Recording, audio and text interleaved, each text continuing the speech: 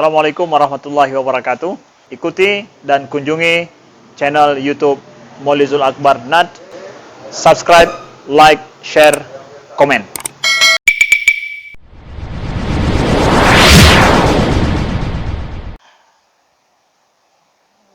Al-istirahah asna as-safar, disunnahkan untuk beristirahat atau mengistirahatkan.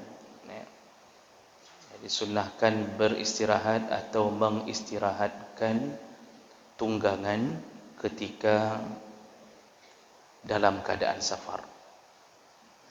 Jadi ini penting untuk mengistirahatkan anggota badan, juga penting untuk mengistirahatkan tunggangan kita atau kenderaan kita.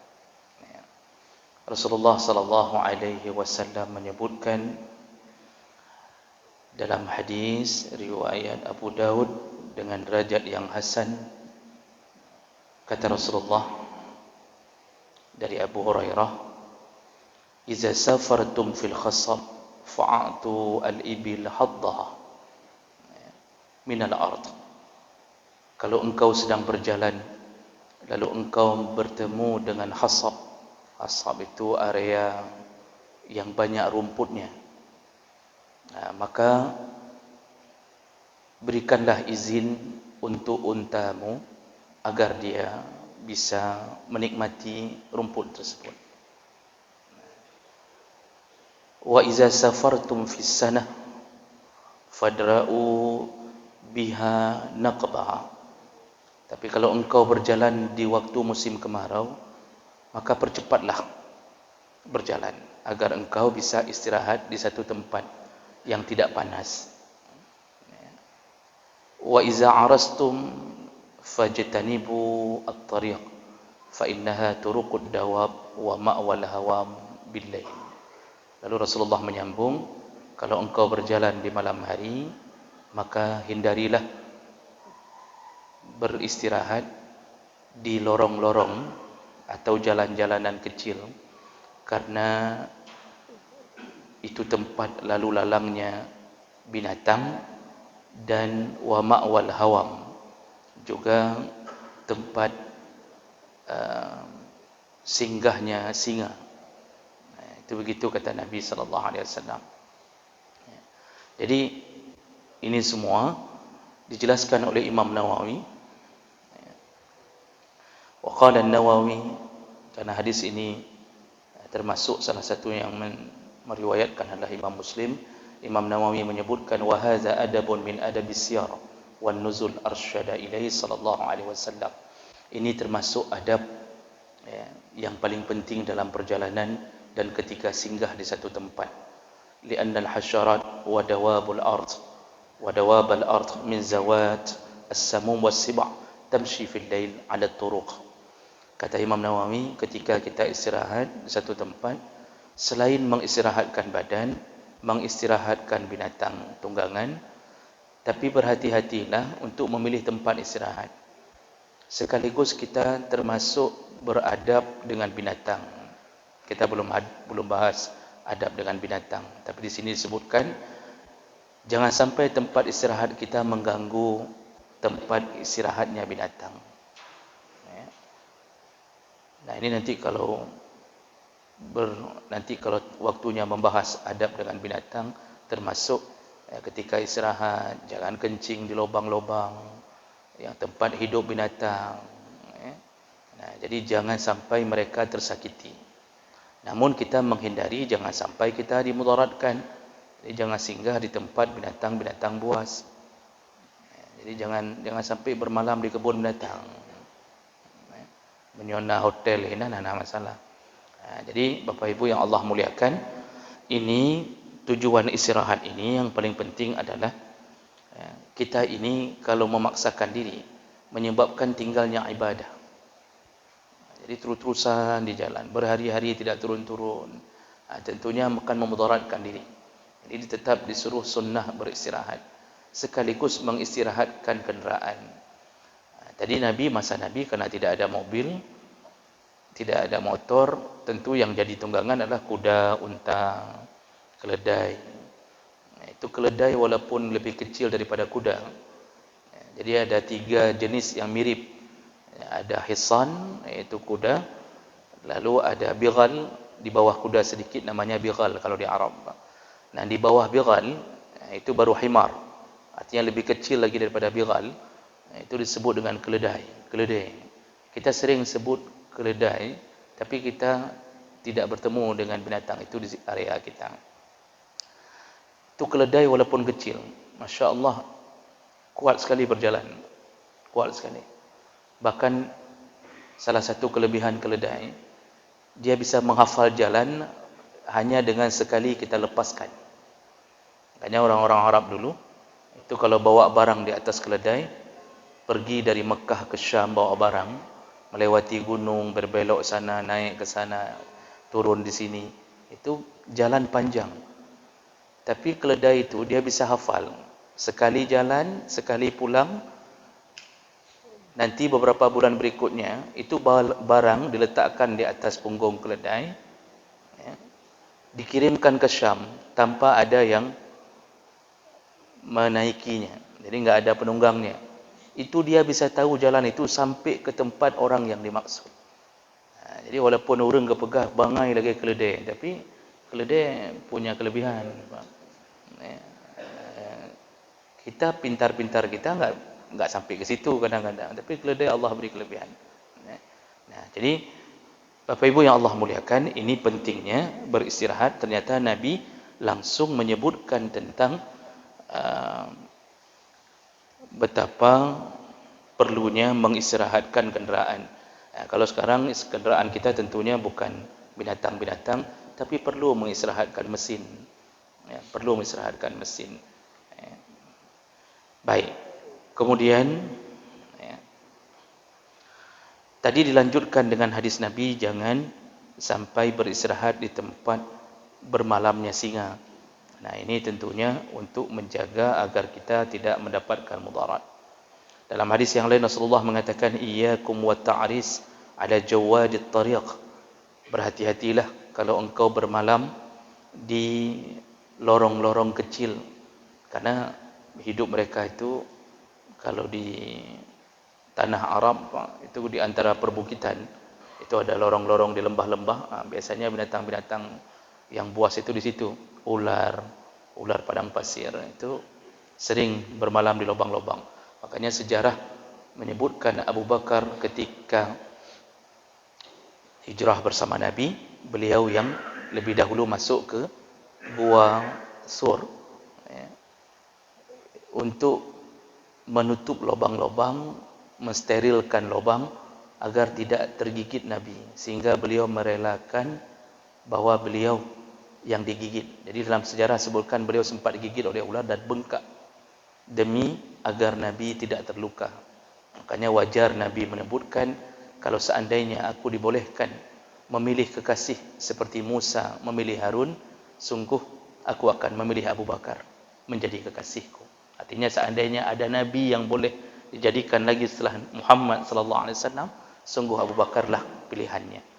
Karena dalam sejarah Nabi Harun itu pada dasarnya bukan Nabi, namun Nabi Musa yang meminta Allah, waj'al Haruna akhi, jadikanlah saudaraku Harun sebagai pendampingku. Baru Allah mengangkat Harun di atas rekomendasi Nabi Musa alaihissalam. Maka Nabi mengucapkan, seandainya aku pun boleh begitu, sungguh Abu Bakar yang akan kuangkat bagaikan Nabi Musa mengangkat Harun.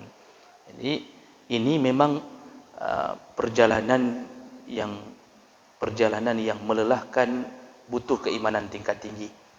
Maka jemaah maka Allah Subhanahu wa taala, Rasulullah sallallahu alaihi wasallam mengatakan, hati-hati bermalam di lorong-lorong dalam perjalanan. Nah, ini bagi kita hari ini tentu lebih luas maknanya. Artinya jangan sampai bermalam di tempat berbahaya. Jadi jangan sampai bermalam di lorong-lorong pengedar sabu-sabu, bandit-bandit, perampok. Itu harus tanya-tanya dulu kalau bermalam. Ini kita bermalam di daerah mana nih? Sekarang binatang di kota tidak ada, tetapi binatang buas tidak ada di kota. Namun berbahaya, lebih berbahaya orang buas daripada binatang buas. Ya. Lalu Rasulullah menyebutkan fa innaha as-salatu 'alaiha, tempat tersebut fa innaha ma'wal hayat was-siba', karena itu biasanya tempat ular dan tempat binatang buas. Ya.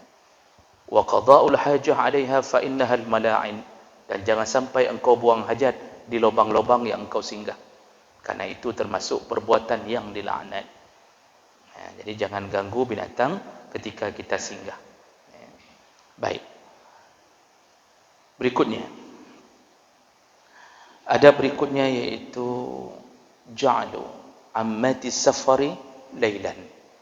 Ya. Berusahalah kalau mau berjalan, berjalanlah di malam hari. Nah, dulu kita beberapa pertemuan yang lalu di awal-awal pembahasan ini kan disebutkan bahwa makruh hukumnya berjalan di malam hari sendirian. Ya, makruh hukumnya berjalan di malam hari sendirian. Namun kalau ada teman, kalau disuruh pilih mana berjalan yang lebih baik, safar di malam hari atau safar di siang hari, ternyata Rasulullah sallallahu alaihi wasallam pernah menyebutkan dalam hadis riwayat Abu Daud, Al-Hakim Baihaqi dari Anas bin Malik dengan derajat yang sahih, disahihkan juga oleh Imam Az-Zahabi. Rasulullah pernah mengatakan, alaikum bid-duljah fa innal arda tutwa bil-lail. Kalau engkau berjalan, pilihlah malam, pilihlah malam hari. Kenapa? Fa innal arda tutwa bil-lail, karena bumi dilipat di malam hari. Itu bahasa Nabi, karena bumi di malam hari dilipat. Ya. Apa maksudnya dilipat? Bukan melipat bumi yang kiamat kalau sudah melipat bumi. Ya. Jadi kalau sudah sampai terfikir dilipatnya bumi benar-benar begitu, bukan. Nabi ingin mengatakan seharusnya perjalanan di siang hari 6 jam. Di malam hari engkau bisa mencapai setengahnya. Jadi bagaikan bumi dilipat. Kenapa? Tidak banyak orang yang sibuk berlalu lalang, tidak banyak orang yang membuat macet, kemudian tidak banyak kita harus bertemu sana, bertemu sini. Nah, jadi berjalan di malam hari bagaikan dilipatnya bumi, jarak lebih dekat. Nah, namun jemaah melakukan Allah, ini bukan sebuah kewajiban. Artinya kalau kita melihat suasana dalam keadaan aman, silakan. Nah, tapi kalau kita bukan tipe yang mampu berjalan di malam hari, maka jangan pilih malam hari. Jadi Rasulullah mengatakan ini untuk mengatakan bahawa malam hari bukan lebih aman, tetapi bisa lebih cepat. Jadi menghemat tenaga. Ya. Nah, hari ini para supir-supir truk, supir-supir bus itu memilih jalan di malam hari bukan karena tahu hadis ini. Cuba tengok sama mereka, namufum dana hadis Nabi giujak bab malam. Mereka tidak faham hadis ini. Jangankan faham, salat pun tidak. Mohon maaf kepada para supir yang salat. Ini lumpegah ke yang hendak semayang. Karena para supir lebih banyak enggak salat daripada yang salat. Jadi jangankan faham, jangankan ikut pengajian, salat pun tidak. Jadi aneh kelakuan orang-orang yang berjalan di tengah jalan, padahal nyawanya digantungkan di antara hidup dan mati di tengah jalan. Allah geser sedikit saja, masuk ke dalam parit, enggak perlu jurang dah, Allah bisa habiskan. Tapi begitu nekatnya, begitu pedenya untuk tidak taat kepada Allah. Jadi aneh, orang kalau sudah ditempel sifat munafik, maka tidak ada lagi rasa takut ke Allah. Dan musibah terbesar ketika rasa takut ke Allah dicabut. Itu musibah terbesar. Kenapa? Karena kita tahu kita sedang di planning, sedang direncanakan menuju ke neraka Allah. Jadi enggak ada lagi rasa takut sembahyang hana, puasa Ramadan tidak, enggak ada lagi rasa takut. Itu musibah terbesar yang kita terima. Dan anehnya ini terjadi orang-orang yang berprofesi di jalan. Padahal dia bisa mati kapanpun. Dan banyak sekali kecelakaan yang telah terjadi, namun tidak membuat rasa takut. Itu karena dicabutnya rasa takut. Akibat apa? distempel munafik, distempel an-nifaq di dalam hatinya. Kapan seseorang bisa distempel an-nifaq? Ketika dia meninggalkan Jumat 3 kali. Tahawunan, kata Rasulullah. Tidak mesti berturut-turut. Karena ada beberapa hadis yang menyebutkan itu. Jadi man tarakal Jumat salasa marrat tahawunan. Barang siapa meninggalkan Jumat 3 kali seumur wajib Jumat dalam keadaan tahawun. Tahawun itu meremehkan. Enggak sakit, bukan stroke, bukan covid, dia laki-laki, bukan anak-anak, dan dia waras. Jadi tidak ada halangan. Begitu hampir datang waktu Jumat, tidur.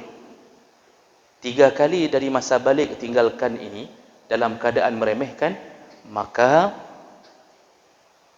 taba'allahu ala qulubihim an-nifaq. Allah stempel di hati mereka kemunafikan. Ini kalau sudah sampai Allah stempel, berlakulah kejahatan dan kejahatan. Matilah kita dalam keadaan su'ul khatimah. Apalagi ini masa zaman fitnah. Ini zaman fitnah ini, maksiat direncanakan, maksiat diprogramkan agar kita jatuh ke dalam maksiat. Ini sudah mulai ada wacana membuat Jumat 2 gelombang. Kemarin Muharram digeser karena kejepit. Alasannya kejepit. Lepak kejepit home. Yang penting kejepit. Selasa merah, Rabu diliburkan. Merahnya tetap aktif. Nanti 17 Agustus itu tanggal merah juga hari Selasa. Nanti kita lihat kira-kira kejepit atau tidak. Dengan agama mereka melecehkan. Dengan negara mereka anggap sebagai Tuhan. Kita lihat apakah 17 Agustus kita tetap masuk kantor atau tidak. Seperti yang diperlakukan di atas 1 Muharram. Ini zaman fitnah. Hati-hati, kita diprogramkan melakukan maksiat. Hari ini sudah mulai ada orang yang mengatakan karena Covid, Jumat buat 2 gelombang.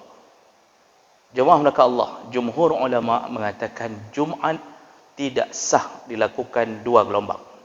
Yang sah hanya gelombang pertama. Tidak sah. Dengan berbagai dalil. Pertama, tidak ada tuntunan dari Rasulullah. Kemudian berefek kepada pelecehan hukum Allah. Jadi ketika Allah mengatakan wa iza nudiya lis-salah min yaumil jum'ah fas'au ila zikrillah wa zaru al-bai'. Kalau sudah dipanggil azan yang kedua, azan waktu khatib, itu tidak boleh lagi melakukan transaksi jual beli.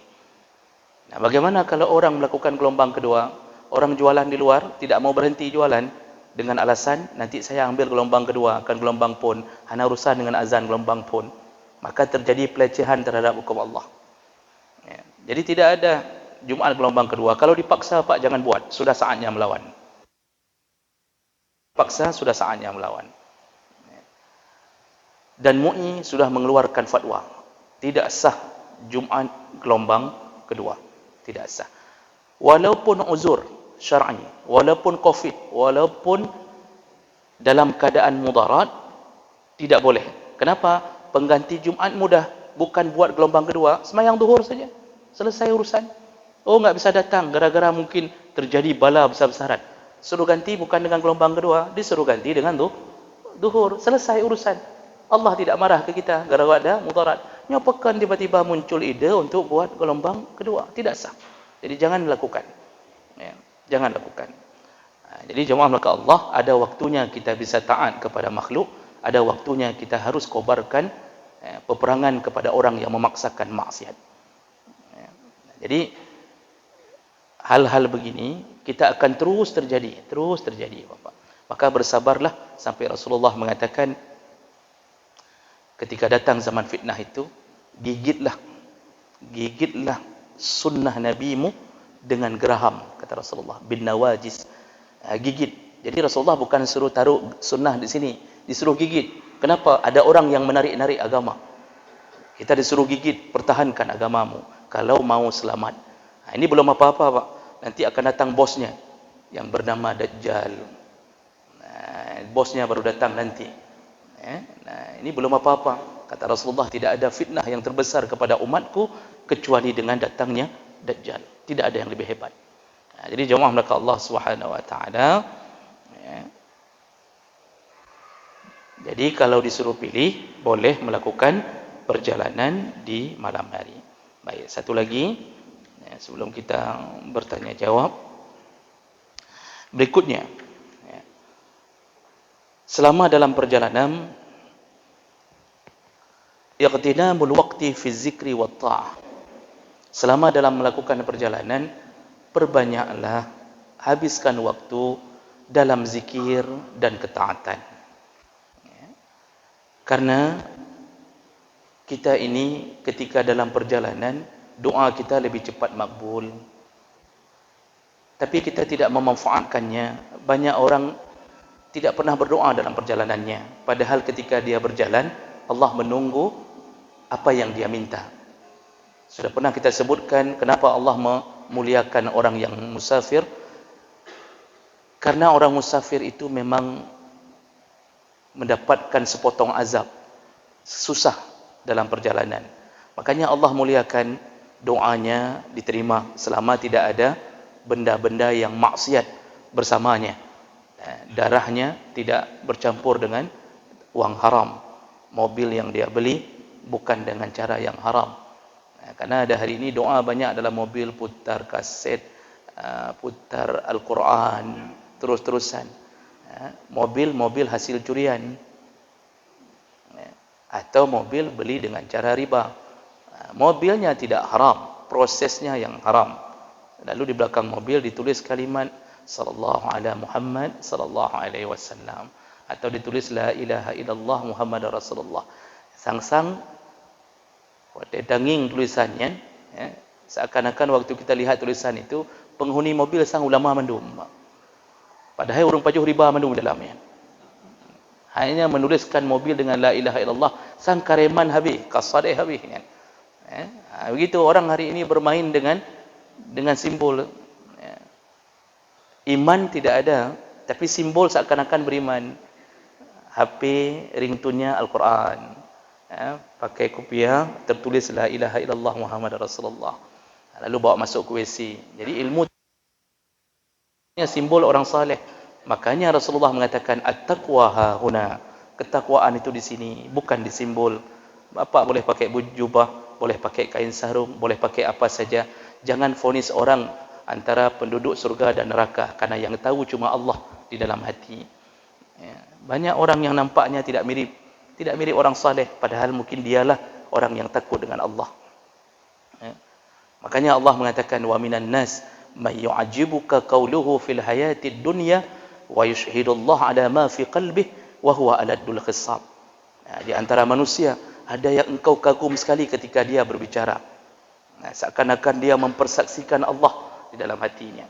Wa huwa aladul khisam, padahal dialah penentang Allah yang paling hebat. Jadi yang muda-muda lagi kita lihat salehnya minta ampun, padahal maksiat. Makanya selama perjalanan,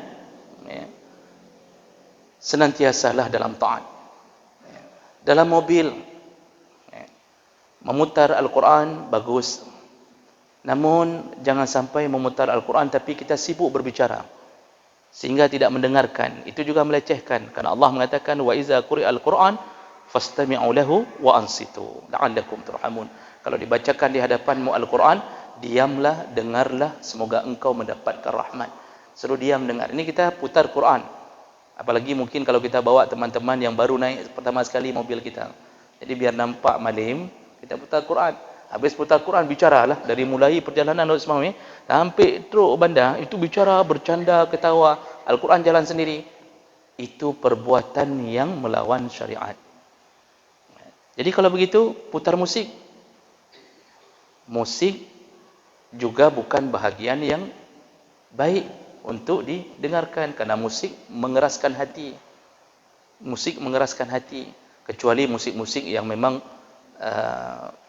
kita diajak berfikir, merenung.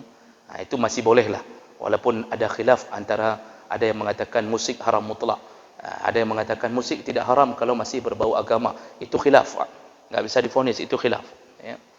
Saya baca beberapa fatwa Mufti Al-Azhar Atiyah Saqar, fatwa Wahbah Zuhaili mengatakan seperti itu. Nah, jemaah maka Allah Subhanahu wa taala, jadi kalau musiknya masih menyentuh jiwa, ada yang mengatakan masih boleh. Contohnya dalam mobil kita putar musik bila Israel datang memanggil, itu langsung kita berhenti dengan mobil, Pak. Hai ujali mati ke tengah jalan habis. Itu boleh, tidak mengapa. Jadi musik-musik yang membuat kita mengingat Allah, itu menurut sebahagian ulama. Nah, sebahagian yang lain mengatakan mutlak, semuanya haram mutlak. Begitu juga ada. Jadi jemaah melakukan Allah, selama perjalanan perbanyak zikir, ya, berdoa. Udah capek, paling kurang berbicara boleh, tapi jangan lakukan pembicaraan maksiat. Ya. Jadi jangan sepanjang jalan hanya mengupat terus-terusan. Dari Lok Semawe sampai ke Biren, itu sudah 10 orang kena. 10 orang sudah diupat. Tinggal tambah dari Biren ke Banda Aceh, 50 rota. Ini jangan terjadi selama kita dalam perjalanan. Karena setiap langkah kita tergantung niat kita.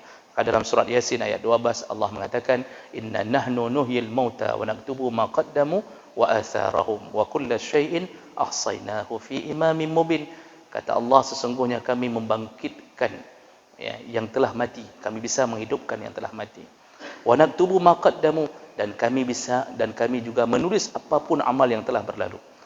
Wa atharahum, dan kami juga menulis semua tapak kaki yang engkau sedang berjalan. Yang dulu ditulis Allah, yang sedang dilakukan tapak kaki itu pun ditulis Allah. Dan itu perjalanan kita ditulis oleh Allah setiap langkah. Makanya orang tergantung niat. Ini berangkat dari sini ke Sigli. Ngapain? Oh, mau ikuti pengajian, maka sepanjang jalan berpahala. Oh, mau mengunjungi orang sakit, sepanjang jalan berpahala. Mengunjungi takziah, bertakziah ke rumah orang meninggal, sepanjang jalan berpahala. Tapi kalau bertemu dengan selingkuhan, sepanjang jalan berdosa. Selingkuhan kadang-kadang ditunggu di Medan. Itu dalam HP tidak ada tulisan selingkuhan. Tertulis cuma Nurdin ditulis. Padahal aslinya Nurul tuh, tapi ditulis Nurdin. Jadi kena merempak dengan Nurdin. Atau bisa jadi betul-betul Nurdin, siang Nurdin, malam Nurul. Bisa jadi begitu. Ini selingkuhan lebih bahaya lagi. Jadi jemaah melakukan Allah Subhanahu wa taala, itu yang perlu kita perhatikan.